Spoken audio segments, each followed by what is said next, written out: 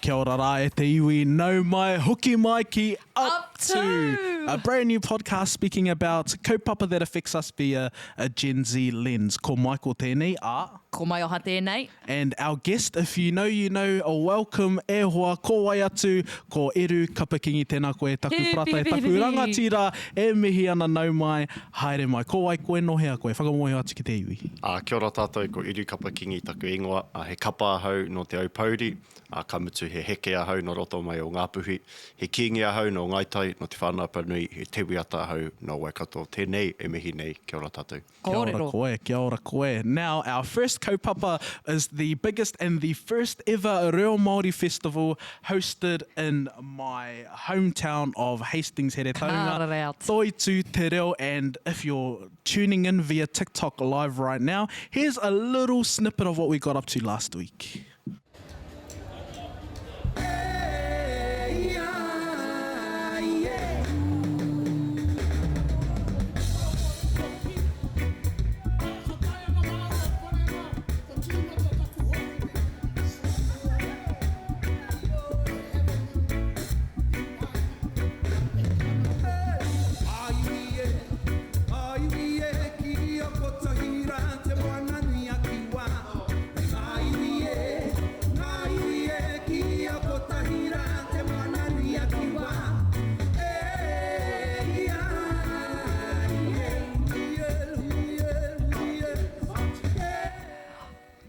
O tae, hoama. That was a bit of an insight into something that was not only inspirational, motivational, aspirational, but of course activational. Activation. Koina te mea nui. It works. Ana.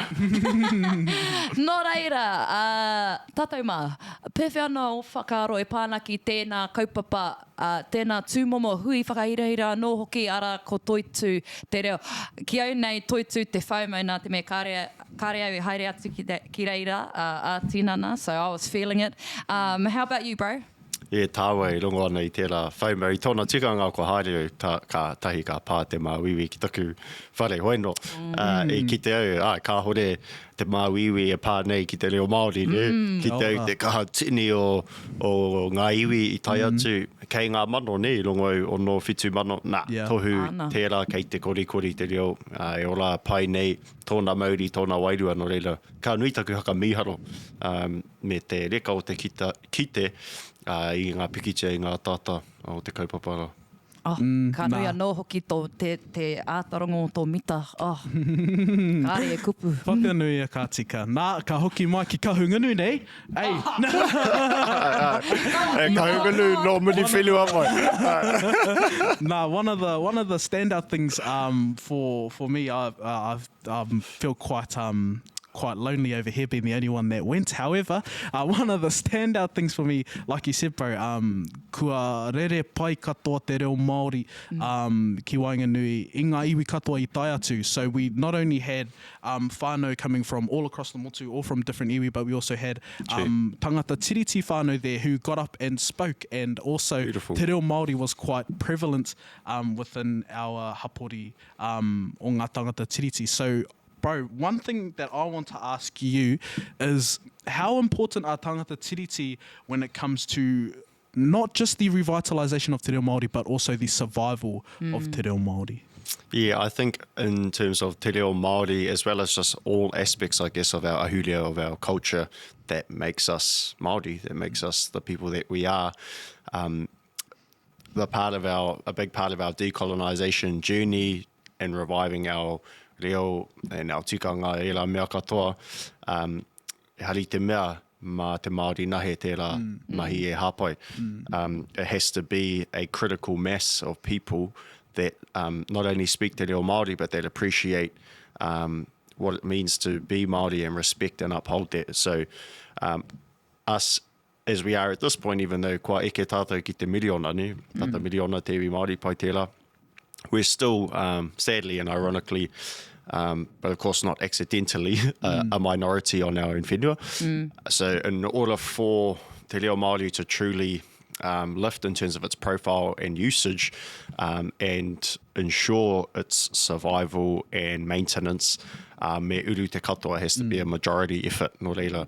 Pākehā mai, Māori mai, āwai mai, ngā iwi katoa e noho ana I runga o Aotearoa, mā tātou katoa te reo Māori o rai, no reira, e tika ana kia uru mai te katoa ki roto ki te kaupapa nei. E pāna ki tēnā, e whakai ana e pāna ki tō kōrero tungane. I've just recently come back from Te Whenua Wiwi, where we saw te mātatoro o ngā tāngata, ngā iwi take I reira, e rere ana, e kōrero ana I tō rātou reo. E hara tētahi tangata I kōrero I roto I te reo pihi ke te, unless they were from, Amerika, ingarangi, e nā mea katoa. Engari, kā rawe te kite I te mātatoro, I te nuinga o ngā tāngata, e kōrero ana I roto I tō rātou reo. Kia ora. Koe nā nō hoki te take kei roto I te whare o Aotearoa o New Zealand, actually, ki pari. I whai kaha ngā tāngata New Zealand, ngā tāngata tiriti, I tō mātai nei reo rangatira. Nā reira, koe nā te take I whai kaha I utonu tō mātai ahurea I reira, kāre tēnā te mea noko nei. So in terms of that, what would be your kōrero aki me ki ngā kaipara, te komiti anō hoki o Rimi pia, kia whai kaha kia utonu I tō rātou whikoi kei roto I tō mātou nei ao Māori?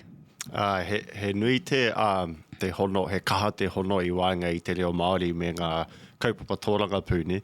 I kitea I tā wāhi te kaha pakari, te kaha tū o ngā ōtā o whanaunga I roto I ngā o tātou whanaunga I roto I ngā mahi haka, mahi waiata, te haka nui I te reo, ngā tikanga, te mea, ātāhua tērā erangi, me kaue waiho ki te atamira o te ao, te haka nui I te reo Māori. I te mea, ko te pauri roto I au, hoki rawa mai, ki te kāinga nei, ki te whenua kāinga nei, e hoa e tāmi ana te reo Māori. Meinga hoki e nei mini tai ki tā wāhi, ko te māngai e ki ana o e hoa, ka nui te hira o tēnei mea o te ahurea Māori, hoki rawa mai e tangohia ana ngā niho I ngā ture o te oranga tamariki e pai ai, e māmaki ai te tango I ngā uri, I ngā kāinga, I a rātou anō. Nā, tai ake ki ngā kaupapa wāri Māori. He maumau ki au te kōrero Māori ki te kore te reo Māori e haeretahi me te mana Māori. E rā mea e hono ana, no reira, me tūpato tātou, me matāra hoki ki te haka mahia o te reo Māori hei rare, hei rare haka reka I te Māori, haka korikori I te Māori, e rangi te mutunga iho, ko ngā here kei runga tonu I a tātou, no reira. Koe e tēnā ki au, me haeretahi te reo Māori, me te mana Māori, me mahara hoki tātou, hākoa te nui o taku aroha ki te reo, me te nui o ngā, o te kaha, kua hotu nei ahau ki te reo Māori, I roto I ngā tau, e kore ngā whenua, o tātou whenua e hoki mai mā te kōrero Māori nahi anō. Yeah, our land's not going to be given back to us simply by us speaking Māori to each other. Even though it's important in terms of our identity, we have to be aware of the necessary politics within all of our revival efforts and activations as Māori. Ki ngā kaupapa katoa te wā. Now, you're quite adept when it comes to politics, everything around, not only just the revitalization of te reo Māori, but also re-educating our whānau in terms of trying to make our tino rangatiratanga a priority when it comes to being within our own whenua. So, Bo, when it comes to te reo and tino rangatiratanga, ka haere ngātai au o mea rua? Ko he whanaungana rāwa, he haeretahi rāwa, e mea nei te kōrero a tā he mihinare, tō tātou tupuna e mea nei ko te reo, ko te Māori o te mana Māori. Te tino rangatiratanga he kupu ao hau tērā e rangi e whanaungana ki te mana, te mana Māori. Ko he ritenga ki ngā tikanga Pākehā mo te mana whakahaere te whenua.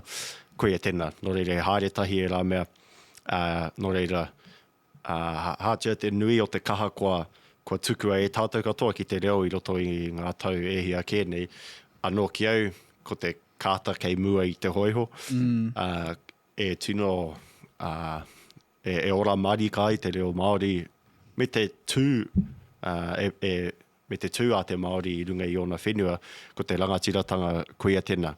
He māma hoki ngā kōrero, ne, e māra mai te tangata ki tōna rangatiratanga, e rangi te mate, kua roa e āta hunai ana.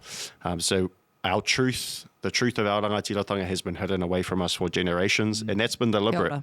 That's been a deliberate effort, so we don't realise the power within us and the power that our tūpuna gave to us, and it still is within us, but ki te kore e wānanga I te take nei, ka moe. So it lays dormant if we don't make the effort to actually re-educate, to bust these myths around, that weren't there another people that were here called the Morioris from that had Celtic whakapapa, that's all he te kakatoa e rā kore. Didn't your tūpuna get here by accident, they just got blown up in a storm and then ended up here in Aotearoa. He te kakatoa. Our tūpuna were the greatest navigators to ever live, and they came here before any other people in the world did. So, as I've been on my own journey rediscovering those kōrero, I feel like now I'm 6 foot tall, 8 foot tall, he rangatira hau. Kia ora. And I want all of us to feel that and to know that. And that's an extremely integral part of our liberation as a people. Ko te mōhio, he rangatira tātou. Now, we've also had kotahitanga is one of the biggest kaupapa of the year. Unity under one common threat at the moment, which is the government of the time. Unity under a common threat, and te iwi Māori have picked up the wero and are actually doing something about it. It's like you said before, it's one thing to be able to speak Māori, but to act on the things that are hurting you the most is a different thing. So kotahitanga is quite prevalent throughout the motu at the moment. We've had hui a motu, rātana, waitangi, another hui a motu, we've had toitū te reo, and now we've got koro neihana coming up and another hui a motu coming up again further. So is this just another sign that te iwi Māori are actually picking up ke te hiki te manuka? Ai.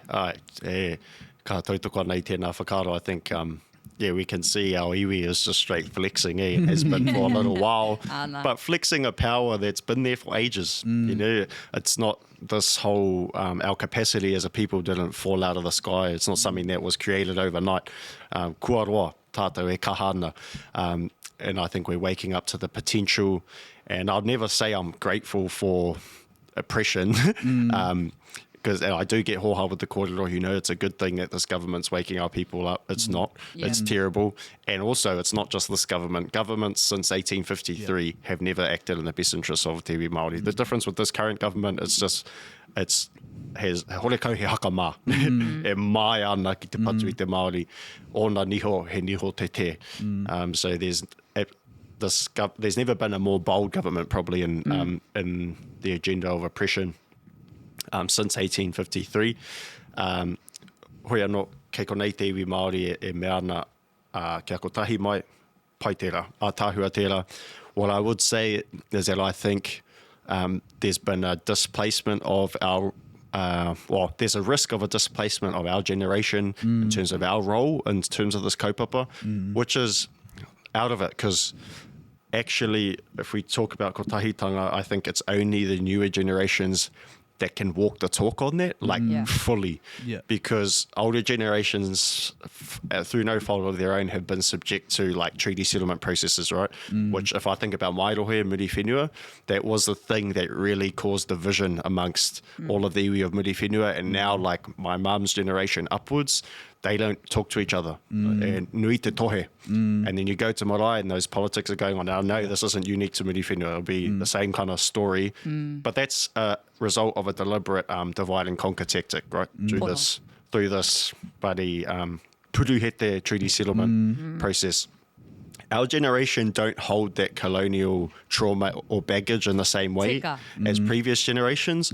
And so, we were joking around before around ngā puhi ngāti kahunga, but it doesn't go further than that. I te mutunga iho, will be willing not to put aside, but to prioritise and elevate he Māori tātou. He Māori tātou. And our taku Māoritanga, ka hore tērā e noho, ka hore taku au pauritanga e noho hei utu ki taku Māoritanga. Ana. Hoi anō, ko tāua, ko tā rāua, he haka kaha i a rāua anō. Ne? Kia ora. So I think our outlook and our philosophy as a younger generation is actually way more in tune with kotahitanga when it's not just a kupu, it's actually an action. No reira, kia kaha tātou ki te whai wāhi atu ki roto ki nei kaupapa wānanga katoa. Ka mutu, we are I strongly believe we're the waka launching generation.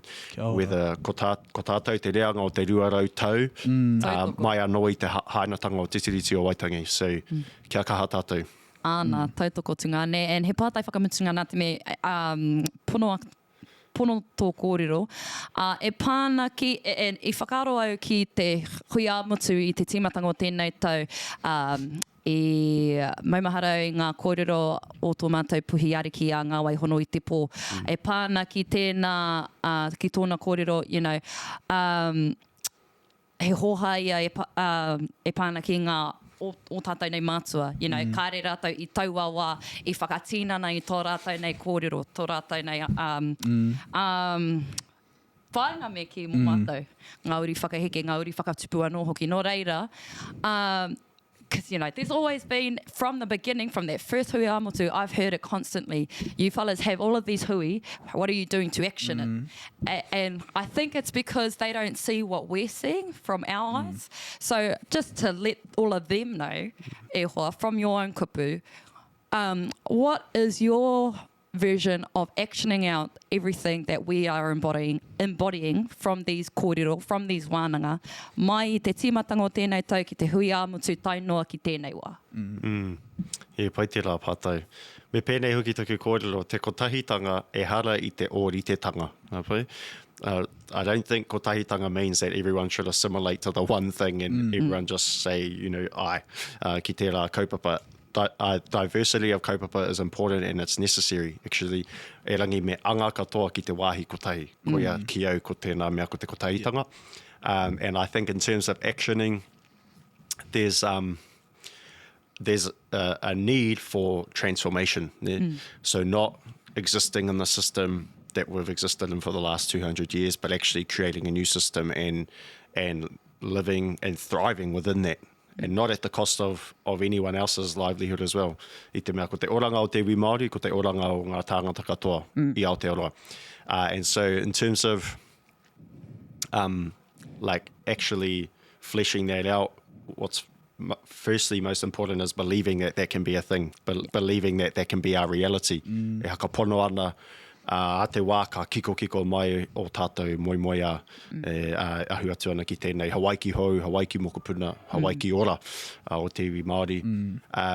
And so I would say in terms of, maybe I can't speak to the actions to date, e rangi, the necessary actions going back to my kōrero before is giving the reins to our reanga, I think is actually the first necessary step in believing that the taonga that we hold on to and we've received because of the efforts of previous generations, maera taonga, me tō tātou kaha haka pono, ka puta tātou ki te whai au ki te ao marama. Kia ora, ki Hawaii ki taurikura. Ko ia. Kia ora, kia ora. Nā, hei whakakapi I tēnei wāhanga kia hoki anō, ki tēnei mea te oranga o te hinengaro. Ana, nā reira e whai ake nei e hoa mā. Our next kaupapa that we have on our tipu is Māori mental health and how, of course, it affects not only te iwi Māori, but especially rangatahi Māori. Nā reira, kia mau tonu mai.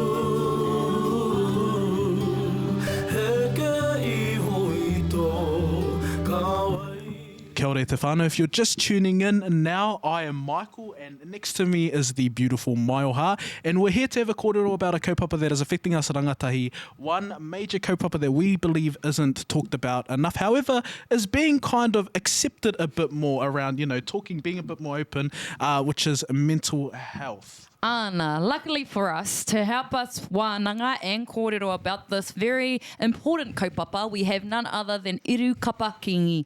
E kara tēnā anō hoki koe. Kia ora, tēnā tātou. Now, this is a kaupapa that is not only important to yourself, but also the rest of your whānau. I know Hemi, he has his kaupapa softbro that is doing amazing things for tāne around the motu. Not only ngai Māori, but of course others within our motu as well. Nō reira, pewhia anō whakaaro pāna ki tēnei kaupapa mental health for Māori. Yeah, he mea nui tērā e. And te kaupapa taku tuakana soften up bro, e mea ana te kōrero, e huri ana I te whakaaro o te harden up bro, tērā tūhine ngaro I patu kino nei I te tāne Māori mo te hiatau. So that kind of mentality has been a part of, for my dad's generation and then my taku krani papa rātou, katoa, especially te tāne, he kino, maro ana mo te maro, nahi ana o te take. And linking back, I guess, to our previous kōrero, that's also a colonization thing. That's come out of colonization. Ngā kōrero ato tawa tūpuna tui nea tāwhia o I te wā iaia, ne? Ana. Hei ko tāna, ko te roimata taku kai te ao I te pō. Ne? And so, who made up the lie that tāne don't cry? If tāwhia himself, tohunga, rangatira, o tāna iwi e ki ana, ko te roimata taku kai. Ne?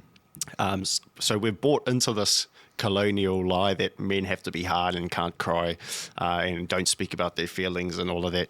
And he tika katoa I rā kōrero. So the kaupapa that my tuakana started with our bro John Kingi, it's really a permission thing. It's giving brothers permission to cry and giving permission to talk about how we're feeling, and that's important and an integral part of decolonization as well, and decolonization of the mind, and it feeds into so many other things like I guess te patu wahine. Kia ora. Kōrero anau I te tūranga tāne. Ngā mahi a te tāne tāmi ana tūkino ana I te wahine. Ana. E whanaunga ana ki te tūhine ngaro e kore te tāne e tangi e rā mea katoa. Yeah. O e whanaunga katoa ana e rā mea. He whakapapa ko tahi. So, hei oranga mō tātou me hoki tātou katoa. Ki te tangi, ki te kōrero, especially la te tāne Māori, te mea koia te mea e kaha, e teitei ana I roto I ngā tatauranga mo te haka momori, nā waku whanaunga I te taitokerau he maha. Nā kā tangi te ngākau ki a rātou, e rangi ko te mahi, he whai te oranga, whai te rongo ki tēnā mate pokokohua. Now, would you say one of the coping mechanisms when it comes to dealing with mental health is just opening up? Is it just as simple as that? Yeah, I wouldn't say e mōhia no, e mātanga no ki era. I think that's a part of it. And finding me rapu I tētahi e mōhio ana ki te rā ao, e mōhio ana ki te whāo I etahi tapu hei oranga ki a koe. Yeah, I think opening up is an important first step, but I don't think it should end there, me whai I tētahi huarahi rautaki. But that again comes back to political decisions around resourcing mental health services. Ne? Not only resourcing mental health services, but actually me Māori era services. So, ironically, we're talking in a time where the Māori Health Authority has just been chopped at the legs. Got poroa wana waiwai, me wana ringa, ka rohara hoki. E rangi ko te utu hoki, ko te oranga tinana hinengaro o te Māori, koia tēnā. Now, one of the things, I don't mean to put you out here, Maioha, but talking about tāne Māori struggling to, tackle mental health is quite a prominent thing within all of our iwi. It's not just located in one area. It's all of our tāne right across the motu are feeling a heavy burden. And like you said, with your tuakana creating this kind of platform, Soften Up, bro, it's kind of a tough thing still for us to even soften up. I would say I find it tough to soften up. I can't. It's How do you bloody soften hard. up? It's hard. No, I don't. I don't. It's hard, and it's trying to, I think, tackle sort of those things that it's been ingrained into our minds, into our hearts, and it's kind of something that we need to bloody figure it out, because we don't want our tāne to keep going through this, eh? And I think one of the kōrero that I heard, my uncle posted it up on Facebook, you know, those uncles, 50 plus year olds post up, crack up bloody thing. Yeah. Anyway, this one was quite nice. And he posted it up. He says, I would rather hear you talk now than hear about your life at your funeral. Now that is one thing that I think kind of a scare tactic, but it makes you think, it's like, oh shit, I need to think about what I'm doing, eh? I need to maybe talk with someone, maybe find somewhere a happy place. Is that a thing that we need to try and work out? Where is our happy place? What are our coping mechanisms? And how do we do it in a healthy way? Yeah, kia ora. Yeah, I think hari te mea ka hari koa te tangata I ngā wākatoa. Yeah. He wā tōna ka riro koe ki roto ki te pauri. Ko te mea ke me rapu I te putanga I reira ne. So, yeah, it's impossible to be happy all the time. That's just not natural.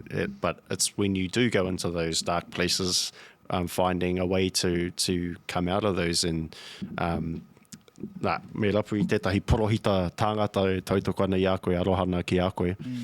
Yeah, pai hoki te rā whakaro. Hei, taku tamaiti whānau mai whāmarama ki Mirine. Ka titiro ai ki ai, ka marau. Ka hori au te hia kia pā tēnei kino ki aia. He anau kia whānga I aia, kia ako I aia, ki ngā mea, ki ngā tapu hakaora I aia no a te wā. I te mea, I ona wā hoki a hau e tangata I taku hinengaro patu I a hau ano. Ne ki ana ko taku self-talk kino.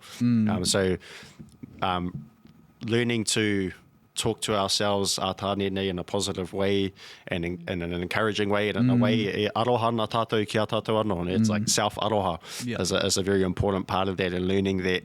And I've, in my own personal journey of like retraining my hinengaro to love myself and talk to myself in a positive way, I've actually found that I've kind of reached another level of Maya I roto I aku mahi, like whereas before I thought I needed to be real hard on myself to get to places and to get to new heights, but katoa tērā he tika. That's a lie that I kind of bought into.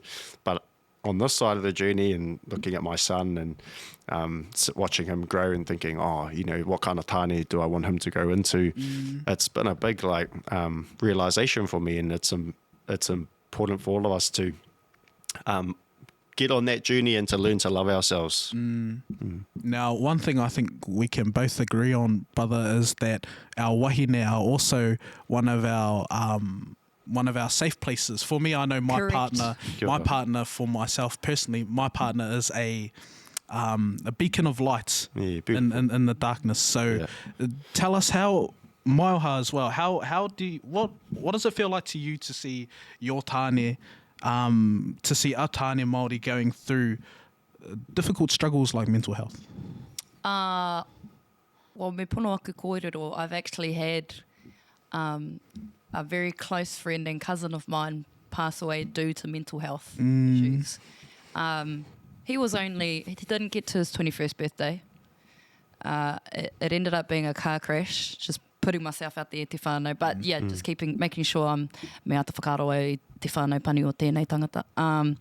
So just even that, ever since then, I've just always made it a priority. If I'm thinking about the person, tāne mā, I'm immediately thinking I need to go and reach out. I don't care what it's for. It's just a simple, kia ora tu ngāne pewhi ana koe, just that. Even that, it's just a reassurance that I'm making sure that they're okay, even if it's just for a few minutes of our lives. And I know, we're busy people, but just me ata whakaro ki ngā tāngata katoa. You don't know what someone's going throughout the day. And e hara ahau tehi tangata mātanga ana ki tēnei kaupapa. But, this is just a practice that I've put down if I'm thinking about you, I'll reach out to you and it's for a purpose. I want to know kei te ora tonu ia, kei roto I tēnei ao. Te oranga te mea nui ki au, aha ko te aha. And I've lost a nephew actually because of certain things that were out of my control. So if there's anything that I can do in order to make them know, you know, kei konei au, ka hara mai au ki tō taha, hei āwhina aha ko te aha. Yeah, I don't know. That's just me. Just because I'd rather have you here than talk about you when you're not. Kia ora, kia ora. Now, Eru, Bo, there's this one thing as well is that our rangatira carry a lot of burdens of our iwi. You know, our rangatira take a lot of these heavy kaupapa into whether it's a symposium, whether it's a hui ora, hui mate, whatever it is, and our rangatira have to carry quite a lot of baggage on their shoulders. And we had an example back home. One of our rangatira sadly passed away last year, and it was because of the heavy things that he was carrying on his back when he was going to hui, but no one was checking on him. We need to check in on our rangatira ibo. Yeah, tika tēnā, bro. He taumaha ngā mahi, ne kawe nei, e kawe ake nei etahi o ngā kai arahi o tēnā iwi, and it's a lot, and I think one thing that we should definitely stop doing is te tata I ngā tāngata e mahi ana I te mahi, because that stuff, speaking from a personal experience, can really get to you, Yeah. when your own people are just running you down, even though you're putting in all this effort for different kaupapa. So yeah, me mutu tērā e me tahuri ki te ata check-up pe ana. And I've been developing kind of my own circle of bros, and we're all kind of growing into certain kaupapa and carrying certain kaupapa and trying to normalize amongst ourselves, like checking in on the bro. If you see he's like been full on going all over the motu to different kaupapa, just messaging, bro, you all good? Yeah. And I've got bros that do that for me, thankfully, and I really appreciate all that.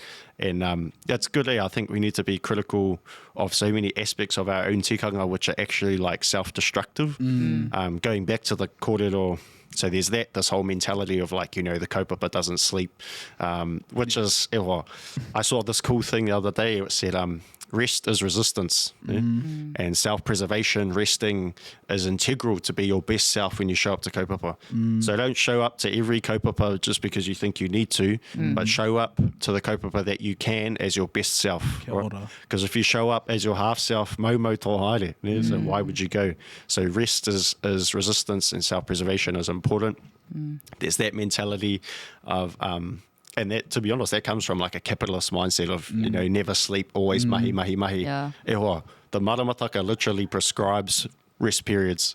So that mentality can't have come from our tūpuna. And then the other thing that I think is important, going back to the kaupapa around tēnei mea te hakahemo, te whakamomori, is I distinctly remember hearing about mate pērā, ia hau e tupu ana, and the sorts of attitudes around death by suicide is in te ao Māori is toxic, or has been toxic. Like I remember hearing instances of deaths by suicide where either no one would turn up to the hui mate, or they would, and they'd be e tātā nei I te tūpāpaku, e mea ana, pokoko a koe kia tukui a koe kia mate. He momo. Yeah, he momo, era mea, that's toxic. Era kōrero hore kau he oranga. It actually just feeds back in to the mentality which forces people to convince themselves that the world no longer needs them. Right?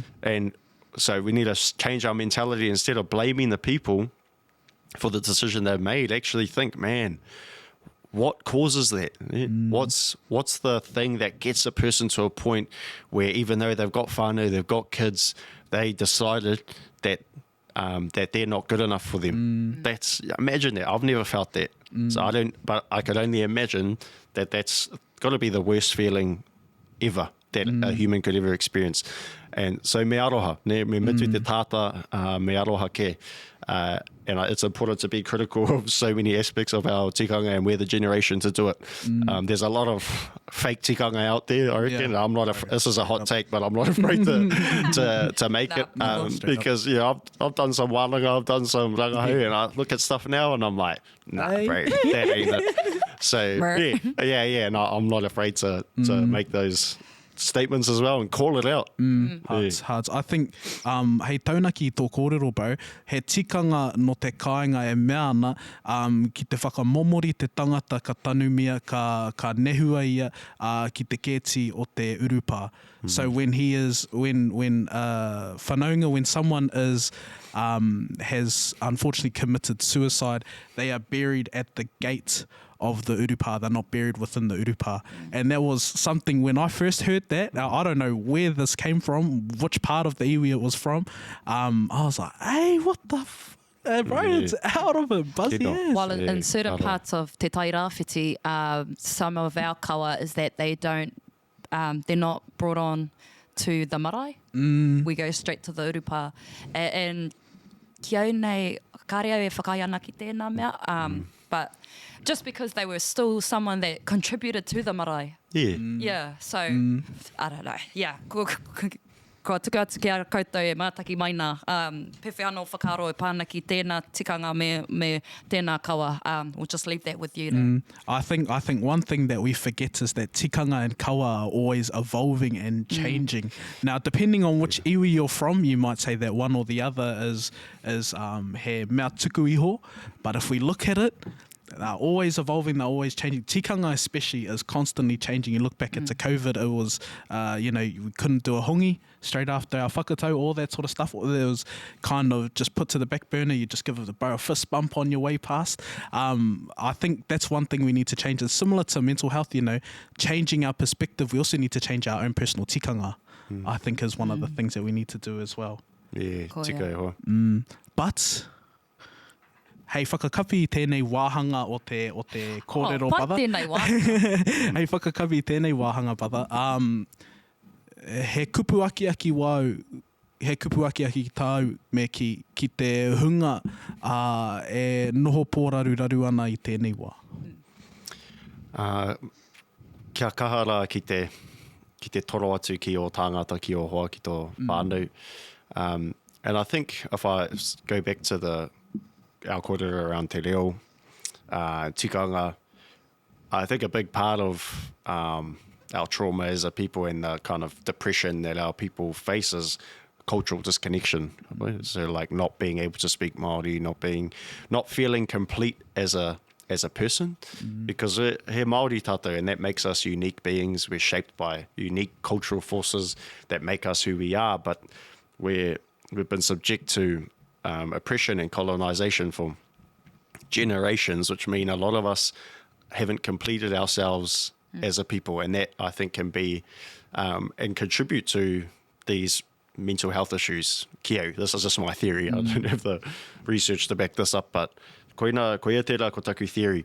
But bringing it right back to the importance of re-education and knowing our history as a people, what I would say to people who are feeling incomplete and feeling like it's their fault, like, I'm useless, I can't speak Māori, or I'm not, I don't feel like I'm a true Māori, whatever that is. I feel plastic, like that sort of toxic thinking. Know that it's not your fault. Actually, you're an exception if you can speak Māori. And if you're proud in your Māoritanga, you're an exception to the rule. So don't beat yourself up about it. Don't get down about it. Because that's a result of deliberate agendas forced on our people to make us Pākehā. Te kōrero a kawitu, te wā iaia, ka pō ai Pākehā koutou a muri nei. Literally, you will become Pākehā children. And that's exactly what happened when they took our land away through the Native Land Court, and then they took our reo away through native schools. And we are only just now recovering from that. So our generations now who are yet to get on the kaupapa, don't think that it's your fault. We are not kia kaha tonu.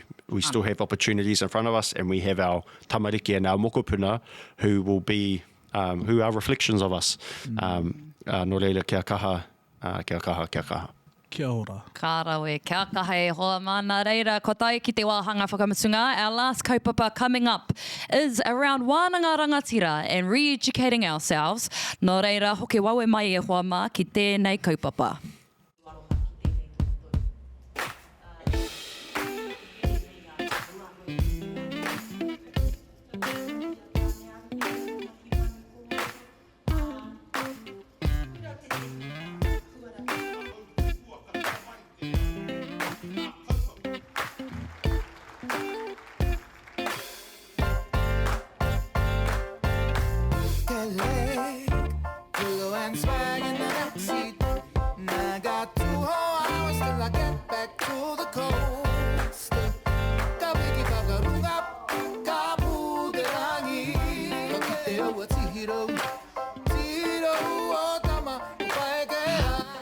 Okay, whea mai. Kia ora no e hoa mā. Welcome back to Tuning In With Us. I'm Maioha. And I am Michael. And koe nei te kaupapa up to. Up to. A new potty to talk about kaupapa that are affecting us as Gen Z. Ki konei ki tōku taha, ara koe atu, ko Eru Kapa-Kingi. Kia ora no e hoa. Now, brother, I want to get straight into it. Whakaatu hea ki te iwi tō hāte i tēnei wā. Muck around. There it is, tino rangatiratanga. Now, bro, how do we empower our whānau? How do we re-educate our whānau around rangatiratanga, mana motu hake? How do we implement this into our daily lives? I think that these kōrero around our rangatiratanga, hekaputanga, titiriti, have become way too academic and therefore out of reach for a lot of our whānau. And te tiriti, like education, has actually been around for a little while, since before I was born. But I think that's been one of its issues, is that it's been hard to access, but it's also been kept out of like mainstream education as well. And again, that's deliberate. So what I'm trying to do is like, if I think about the kazis that are like, I grew up in the hood of Whangarei. If I think about like What's the hood? What's the hood of Whangarei? 436 there it is. 436 Onerahi. Yeah, over on the eastern suburbs side. So that's where me and my bros grew up. And so when I think about like how I kind of frame wānanga and talk about this stuff, I think about, okay, what would the bros I went to school with understand? Like, how would they get on the kaupapa? Because everyone needs to get on the kaupapa. And you shouldn't have to go to university to understand your mana and where your mana came from. That should just be like bread and butter, kaputi, kōrero for everyone. And even when I went to uni, I got a Pākehā law degree and I still didn't know because they didn't teach it properly. Yeah. So then afterwards, I'm like scratching my head and... Oh, you needed to come to the Wharewananga o Waikato. Yeah, maybe. But I think there were like, I remember there were lectures on Te Tiriti o Waitangi, and I felt like my tūpuna were talking to me at the time, like and saying, boy, this is e hea anō e nei kōrero. Sure enough, yeah. So in my own re-education journey and how I've told myself and explained to myself why I'm a rangatira, I'm just kind of like putting that out to the world now, or trying to, in a way that's understandable and accessible. And that's where our strength is, because that's how we garner that belief, te hakapono ki te kaupapa, me tētahi awa no e tatari ana ki a tātou. And it's kind of like can be shocking, but in a good way. But when you see it, and it's funny because people are like, oh, you're a tiriti expert. There's not actually that much to be expert on. It's pretty simple.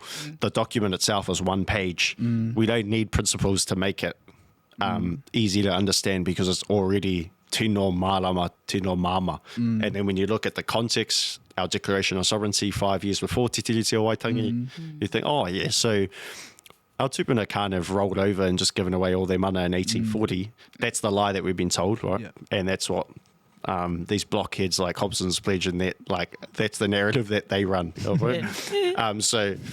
But it's a lie. Why would our tupuna do that if only 5 years before they said to the whole world, ko hau te rangatira? And then if you look at after Te Tiriti o Waitangi, my tupuna Lua Peka Peka in 1844, they went to war and risked their lives for Te Tiriti. So if they gave away all their mana in 1840, why would they risk their lives 4 years later to protect that mana that was upheld in Te Tiriti o Waitangi. But also being aware that our mana didn't come from either of those pieces of paper. They didn't come from Te Tiriti, it didn't come from Te Tiriti, it didn't come from our Declaration of Sovereignty. It came from the undisputable and unchangeable fact that our tupuna were the greatest navigators in the world to ever exist. They came here 1,000 years ago and they lived here for 20 generations undisturbed. Kia ora. Yeah. That's where our mana comes from. Kia ora. And that's when we became tangata whenua, literally born out of the land. Because our tupuna came here, if I think about like kupe, right? Yeah. And tō tāua tangata Jules, koe e kawe ana I tēnei kōrero, right? Me tūpato e. But me mahara tātou kupe and all of the nuku tawhiti, hotu roa, ruanui a tāne, te mea, tātou, they weren't actually Māori. Right? They were Hawaii people. They were probably closer to being Samoan, Hawaiian, Rapa Nui, but they weren't Māori like we're Māori now. They came here and had to adjust to the warm island life, right? Way bigger landmass, Pono. different coconuts can't grow here. They had to change their diet, how they lived. And literally they were reborn as a people, and we now call that Māori, right? And that's the importance of the term tangata whenua. We're not just saying like we like the whenua or we have a close relationship to it. We're saying we were born out of it. He pono tērā. So everything that makes us who we are as a people came from this whenua. It couldn't have come from anywhere else. So that's a big part of our re-education, is making that link from Hawaii to Te Tiriti to now. Speaking about a rebirth at the moment, we're currently in a climate where we're looking at, for each council, Hei Tauira, Kaipara Council, had a very big decision to make and go with it as you will, around ngā wāri Māori wards. And this is for the rest of the motu as well. In terms of the sehua, do you think rangatahi actually care about the importance of Māori wards within our councils around the motu, or just the importance of Māori wards in general? Yeah, I'd be surprised if there were that many rangatahi that even knew what local councils were and what they do. I've only really figured that out recently. They've maybe seen some of the buildings and heard about them, but don't really know what they get up to. I think we're still very much on a journey of spreading the awareness around central government, like we're in Wellington, like that government, right? But then, oh, wow, there are more governments in other places of the motu buzzy. So we're still trying to kind of spread the awareness around that. But in terms of Māori wards, how I would explain that is it's an opportunity for Māori to vote for Māori to sit on local councils, so then they can talk about issues and advocate on issues that are specific to Māori and their rohe, right? And it's not just an opportunity for Māori. There are other wards that can be created as well. So there's like rural wards that can represent people who live in rural areas, like farmers and that, who want their person to go into those meetings, those council meetings, and be like, these are the issues that farmers experience. It's that opportunity was made easier for us to do recently through our whaia Mahuta and her efforts to create Māori wards, and 3 years, not even 3 years later, those are under threat. The most distressing thing for me is that Māori wards actually don't meet the mark of Te Tiriti o Waitangi, right?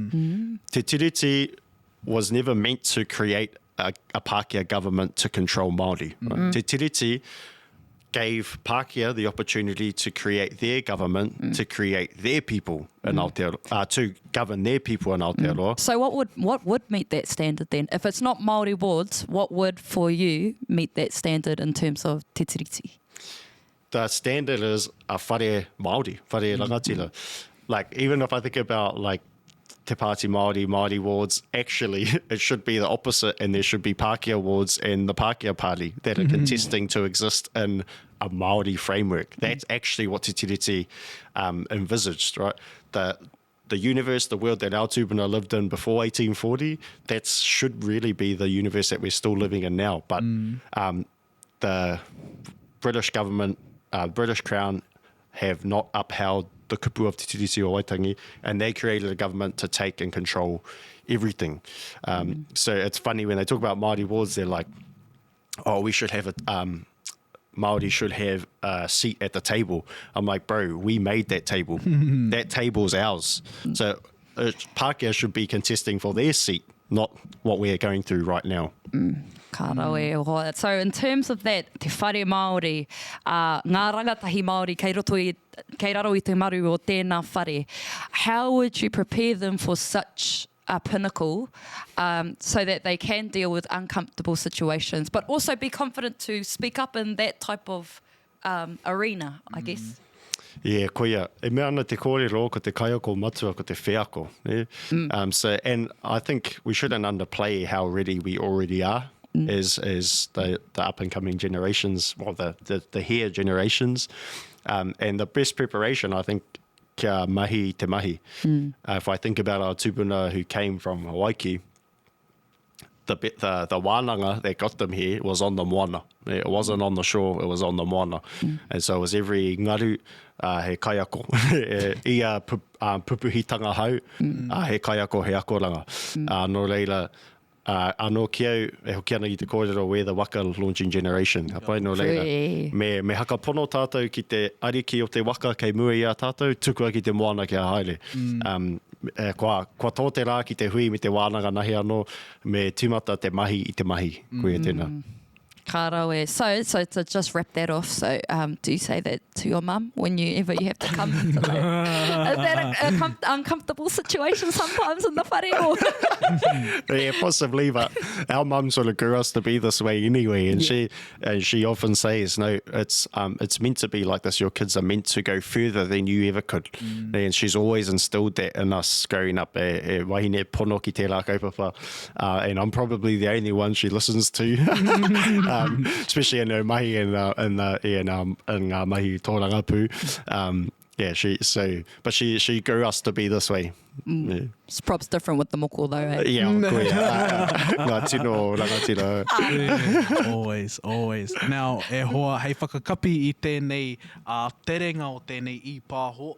Kōrero tia mai o wawata mo te iwi Māori a haere ake ni.